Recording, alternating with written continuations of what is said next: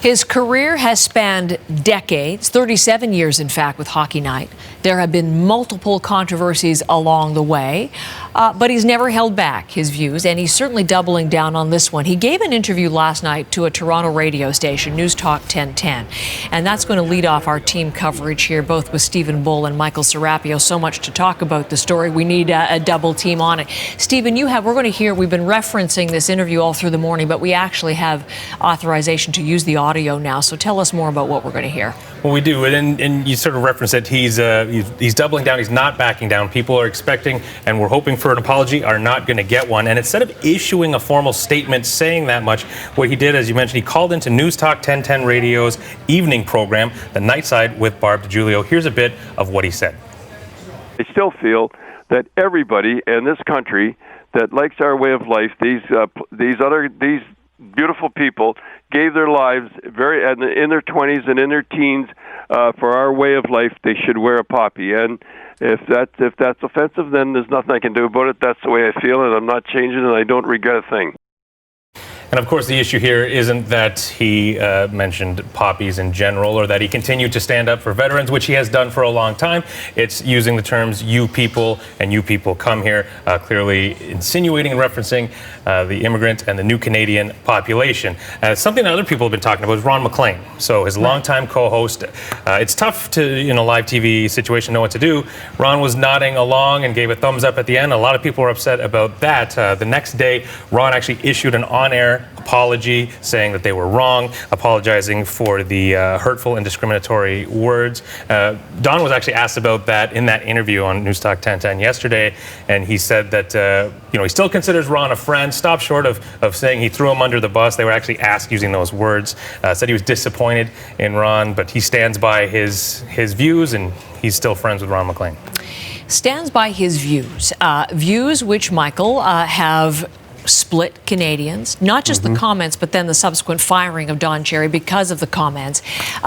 Very strong reaction on both sides. Strong reaction on both sides. And, again, to your point, what people are taking issue with is really not the poppy. They're taking issue with the terminology, you people, that come to this country. That said, there is a petition online, change.org. When we started this program, some 50,000 people said Don Cherry needed to be reinstated. They say that he's a Canadian icon, a symbol of the working class. Well, here we are just a few hours later, and that has jumped up by some 10,000. It's now up at 68,519 signatures. So that's the passion that people feel that Don Cherry should be back on Hockey Night in Canada. And to that, take a look at this email that we actually got here at Morning Live from Brian. And Brian says, it's ironic that Don Cherry gets fired on Remembrance Day when we mourn those that lost their lives, protect our rights and freedoms, including free speech. Why is the race card played when there was no reference to any particular race? Now, Jen takes the opposite view. She says, writing to us today, my husband used to be Don Cherry's biggest fan. We all had to be quiet when Grapes came on. Whenever I complained about something Cherry said, my husband would have his back. But after Saturday, he was over it. He knew the comments Cherry made were hateful and hurtful and had nothing to do with veterans. And Jen, not alone here, Canadian Broadcast Standards Council, their website crashed as a number of Canadians have been complaining about Don Cherry ever since he made the comment on Saturday. The Royal Canadian Legion say that Don Cherry's comments were divisive and they do not support what he said. They say that they were hurtful comments and no way condoned by the Legion. They say, we know many new Canadians understand and welcome the tradition of the red poppy and will continue to educate all citizens about the significance of this powerful symbol. But again, the poppy not at issue here, but the use of you people, and that is dividing Canadians today. The comment that you made about being quiet when Grapes came on, I mean, people who weren't even hockey fans wanted to tune in to see what Don Cherry would say in Coach's Corner. That first intermission session was, a huge ratings generator, and the influence that exerted, it was huge for many, many years. 37, I mentioned, on Hockey Night in Canada. So what are people, I'm thinking key people involved in this, players, Stephen, the league, what are they saying about this? Well, you're right, and it was sort of must-see viewing in a lot of ways because there would always be some sort of, color, sometimes controversy. He would often apologize for it. This being maybe a step too far. So the NHL itself releasing a statement saying, "We recognize Don Cherry's 4 decades of service broadcasting NHL games. Today's decision was a justifiable response to his comments on Saturday night. The opinions he expressed are in direct conflict with our values of diversity and inclusion that we embrace of pillars of this sport." And there have been ongoing efforts to try and reach out to new audiences, new players, get more people involved, grow the game outside of its historic base. And one of the things they've done for years, they started doing play-by-play Hockey Night in Canada in Punjabi, which really reached out to an audience and was very popular. So Parminder Singh was the inaugural host and founder, play-by-play commentator. Here's what he said about all this. There are far less younger individuals that I see who are not wearing the poppy or who are supporting the poppy. But we need to speak to them about it. We need to have a conversation with them about the importance of it. And I think that's the missed opportunity that Don Cherry had. Also commenting on this, NDP federal leader Jagmeet Singh was asked about his thoughts about the controversy of the poppy. And here's what he had to say. For me, I think the goal in life should always be, how do we help people learn from mistakes, and how do we teach people to build bridges instead of trying to divide based on differences. I think our goal of a leader and my job is to find ways to connect people and to show that we're actually all very in this together. We're in a shared experience. We're all actually fighting for a better world. And so my focus would be on how we can teach people to build connections instead of trying to tear each other down. And Heather, you mentioned players and coaches' reaction to the Vancouver Canucks game that followed those comments. It came up, everyone sort of saying that there's no space for this, that hockey's inclusion and diversity, and that's what we want. We don't want to push people away. That's what it's meant to do. Yeah, we want to bring people together. You know, but mentioning ratings, though, there are some who feel or suspect that Don Cherry's bosses were reticent to fire him previously because those ratings were so high, because there certainly are examples, Michael, of where he went too far for many people earlier in his career. Yeah, early in the career, and a number of it while he was with CBC, when Hockey Night in Canada, when CBC held the rights to that. And one of it has to do, back in 1990, the Fifth Estate did this profile on Don Cherry, and he was talking about the commentary he gets about his colorful clothing, and in describing how people talk to him about his clothes, he used an offensive word that is targeted usually against gay men. Take a listen to what Don Cherry had to say. Because I'm so aggressive on TV, and because my clothes are always so clean and neat, and the rope shoulders, the rope shoulders like this are usually for women, and so they wrote in and said I was didn't say fag, they said homosexual, which I thought was nice anyhow. So a lot of people taking offense of the use of that word back in 1990. And in 2009, fast forward a few years, Don Cherry then came into controversy for using the terminology pansification when he was talking about the push to get fighting out of hockey. Pansy often used again as a derogatory word against gay men. In fact, EGAL, which is this country's national LGBTQ rights lobby, they asked for the CBC to get Don Cherry to apologize. The CBC said Don Cherry had the right to his opinion, but fast forward once more 10 years later, and for this comment, no apology, and therefore he's getting fired by Rogers Sportsnet, something that CBC did not do. Okay, thank you both for all of the coverage this morning. Stephen Bull, Michael Serapio. Lali Toor is with me, the founder of the Apna Hockey Network, Apna meaning hour. That's an organization based in Edmonton, and it promotes South Asian participation in hockey. 4 cities now across the country, promoting hockey in South Asian communities. Lali's in Edmonton this morning, and good morning. Thanks so much for being my guest today. Good morning, Heather. Your reaction, let's begin there overall, to the firing specifically for the comments he made on Saturday night. Well, I think especially with the way that Sportsnet, the network, the National Hockey League, even Ron McLean, I saw their comments on Sunday, and it's definitely, hockey has changed, right? It's more inclusive. It's all about diversity today. And for Don Cherry to be using his platform to divide Canada, essentially, segregate a certain population in the immigrant population, you can't be using a national platform to divide. And this really hit home for us because the statements were made in relation to ice hockey on a platform where hockey is supposed to bring Canadians together.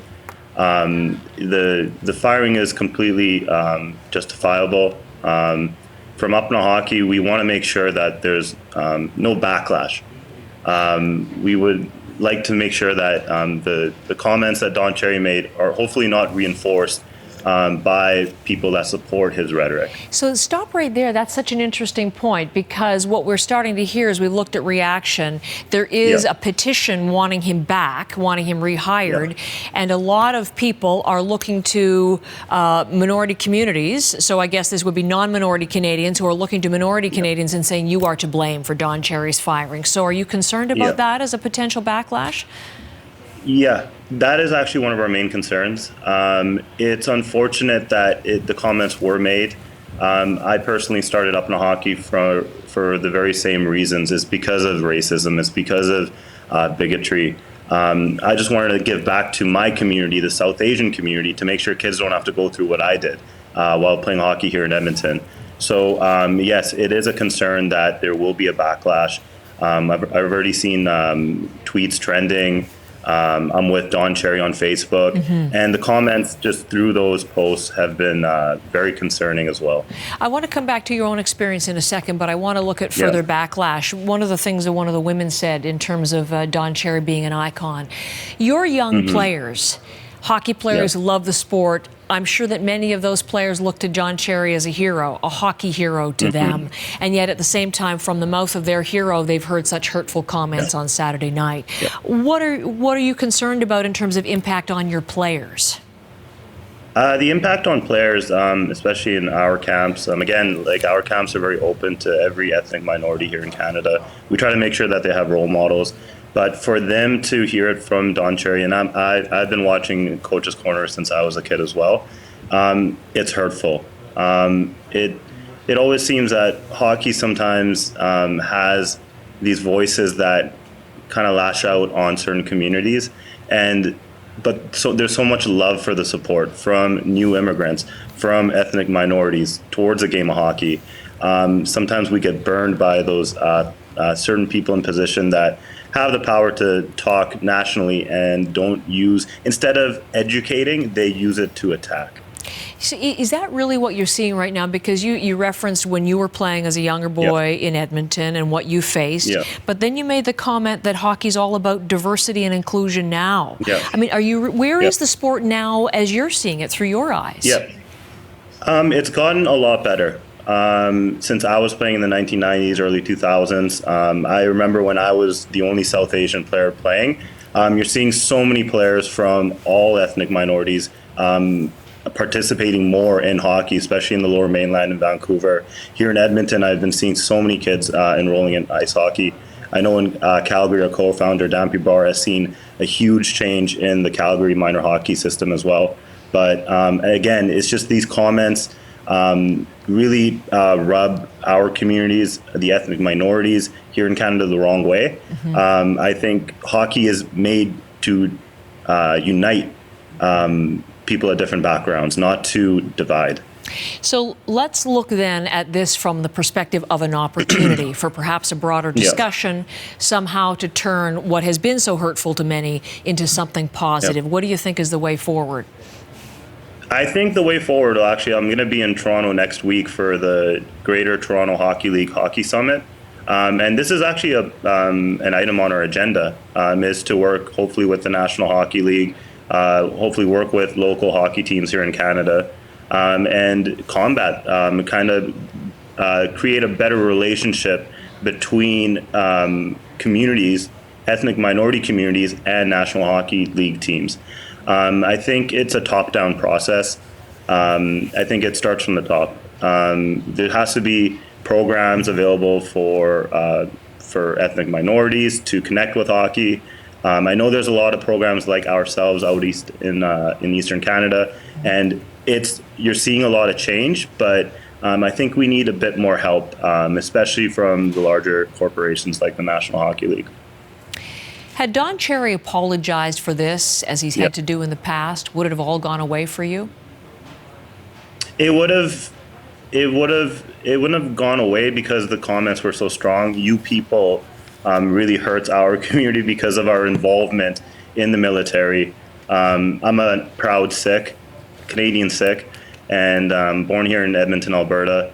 I know for a fact that our community has been fighting as allies for Canada in both World Wars. I think we had over 250,000 Sikhs that actually were in war with Canada as allies or as a part of the Canadian Armed Forces. It would have helped. The apology definitely would have helped, because the military has had so many different backgrounds helping the Chinese, the Japanese, the Aboriginal, the Black community, the Hindus, the Muslims, the Sikhs. There's been so much diversity and so much participation in the military from so many different backgrounds. I think an apology would have really helped. But he would not make that, and he is not backing down, wouldn't. even if he has cost him his job. Lali, what a pleasure to have you on the program, and we'll keep in touch, because we might carry this on next week when you're in Toronto and talking about these very issues with the broader network. Sure. Thanks so much for the time this morning. My guest this morning, Kwame Damon Mason, who is in Chicago this morning. So we heard the reaction there, cherry being cherry, just cherry this time going too far. We're going to hear what Kwame thinks about this. He has a very important voice. He's the director of a documentary called Soul on Ice, Past, Present, and Future. It's about the history and the contribution of Black athletes to hockey. And as I said, he's in Chicago this morning. Kwame, great to have you on our program. Thank you for giving me some time. Yeah, thanks for having me, Heather. I'm going to come back to the comments you just heard from Canadians, but let me begin with your reaction, first of all, overall, to the firing of Don Cherry for the remarks he made. Yeah, in my personal, humble opinion, I think it's a very sad day for the game of hockey, because Don Cherry has a great voice, great analysis of the game. We know he walks on the edge a lot, but I think this time he went a little too far, and his voice is going to be missed. And I was actually really disappointed to hear that in him, because, he could have easily just said, you know what, people, let's buy a poppy, let's support the troops, and call it a day. But he had to direct his comments towards a certain set of people. And as a minority, we know what the term "you people" means. It means the other, right? It's not people who look like Don Cherry. Oh, exactly. Yeah, we've been told that in schools, in stores, in discussions. It's very typical. And he knows exactly what he said, and him falling on his sword, well, you know what, he's going to be fine. He's going to be fine for the rest of his life, but him falling on his sword, that's just male pride. That's it. That's all it is. It sounds to me, though, that, you see this as going too far, but it sounds to me, as I listen to how you described him, that you have been a Cherry fan, maybe still are a Cherry fan, despite his previous controversial comments, previous ones. Don Cherry's in my film. I sought Don Cherry out for 2 years to be in my film. I wanted his voice. I wanted his opinion. I've watched Coach's Corner for I don't know how many years, and I wait for his opinion on the game. But I've always kind of cringed at his personal attacks about people that are not Canadian, or just his off-the-cuff remarks. And so, yeah, I'm a fan of his, but that doesn't mean I have to be a fan of what he said. And what he said was wrong. He shouldn't have said that. He should have apologized for that. Being fired or not fired, that's up to, Sportsnet or the CBC to decide. But, for him to say that and just kind of feel like, well, what did I say? It's like, it just goes to show, I know our world is changing, and, we have this kind of mentality of, get fired for things you say. But at the same time, when we say things, we should understand that, people take things certain ways. And just as you have the right to say something, people have the right to be offended. And I wish people would sometimes just, walk in somebody else's shoes and understand how they feel. And again, when he says, you people, and these people in his area, it's like, how can he describe what an immigrant looks like? How does he know who's an immigrant and who's not? And it's just sad. It's just really sad that he actually would just kind of go with that type of verbiage. You've in that answer touched on so many of the different reactions we've heard from Canadians as you were about to be introduced, I know you were listening to the kinds of voices that we've had, and the division, the polarization over this, over the comments and the reaction to his comments and the firing has been very strong and, as I said, deeply divided. What do you make of that?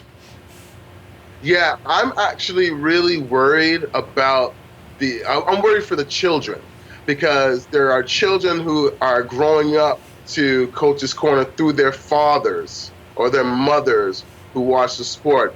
And when they don't see him on Coach's Corner, what's the conversation that they're going to have?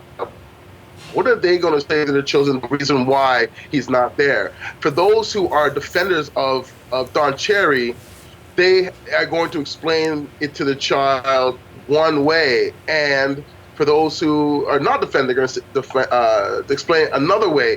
And I'm worried how these kids are going to take it, and then how they're going to take it when they go on the ice rink and they're playing against somebody who is from an immigrant family, and maybe that kid maybe body checks them in the border. What are they going to say? So I'm really worried, because, again, I was on social media last night for a very long time just listening to the comments. It was very interesting reading the comments from minorities and non-minorities, and that made me think this is not over yet, and this is going to be a very big issue in Canada. I just like to make one point. I think that we have an opportunity to have a great discussion on race, diversity, inclusion in the game of hockey, and I think it's the responsibility of Sportsnet and CBC to start that discussion. Should he have been fired? Okay, sure, I'm fine either which way, but I think if they had kept him, I think it would have been great to see a program on TV, a panel discussion with Don Cherry speaking about these issues, and have people actually tell Don, hey, this is why what you say is offensive, and let him speak. And then people can make their determination after that. That's an interesting setup. I'm not sure he would have agreed to that, but I can't speak on his behalf, obviously, here. But you've helped us begin the conversation. So let's look to this, because your very documentary called Soul on Ice, Past, Present, Future, as I mentioned, looks to the contributions of black hockey players, the often overlooked contributions of black hockey players. So here we are talking about this whole question of diversity and inclusion as relates to the game of hockey. Where do you see now, I mean, with this moment and based on your study of this issue, where do you see hockey right now? Well, I feel that the National Hockey League is doing great, and they're making great steps towards starting the conversation, creating content around the history of black athletes in hockey, and having these important discussions, not only with the black players, but the white players and all players of color inside the game of hockey. So I'm really happy about the direction. I think what we have to do now is not necessarily look at diversity, because our nation, our country, our game has always been diverse. Maybe not as diverse as we want it to be, but it's always been diverse. The problem is it hasn't been inclusive. The problem is we don't have people of color at the table to share their voices, to lend their comments, and to give their passion to the game of hockey. I thought about Don Cherry's environment over at Hockey Night in Canada, and it would be very interesting to find out how many people of color actually work with him or have worked with him, because I think if they did, they would have these personal comments or conversations where Don Cherry may have a different opinion about minorities, and it will give them a different voice. So I really think inclusion is the biggest problem. So if we look to your documentary, which you put together in 2015, and you're still touring and talking about here at the end of 2019, so we're almost 5 years after you did this work at, the overlooked contribution of black hockey players. If we look 5 years down, I mean, again, has anything changed? Has anything improved? Oh, yeah, it definitely has, because since, like I always tell people, I said, before 2015, you barely heard any conversation, news stories about minorities or players of color in the game of hockey. Since my documentary came out, there's been a documentary about Willie O'Ree, there's been a documentary about Grant Fuhrer, there's a documentary coming out specifically about the Colored Hockey League of the Maritimes, there's blogs, there's social media conversations. So I'm very proud about the contributions that I made towards the game and showing this history, because before that nobody was talking about black athletes in hockey. You might have heard a story or two about something where like a banana's been thrown or racist slurs were hurled at some players, but other than that it would just be a story that was gone. But now we're actually sitting and having real frank discussions about, you know, diversity and inclusion in the game of hockey, and I'm really proud about that. And you were telling me off air, you're even furthering your study, looking at black women in the sport, coming out next and continuing to bring your stories forward to us. It's important work. And Kwame, what a pleasure to have you on the program this morning. Thanks so much for the time.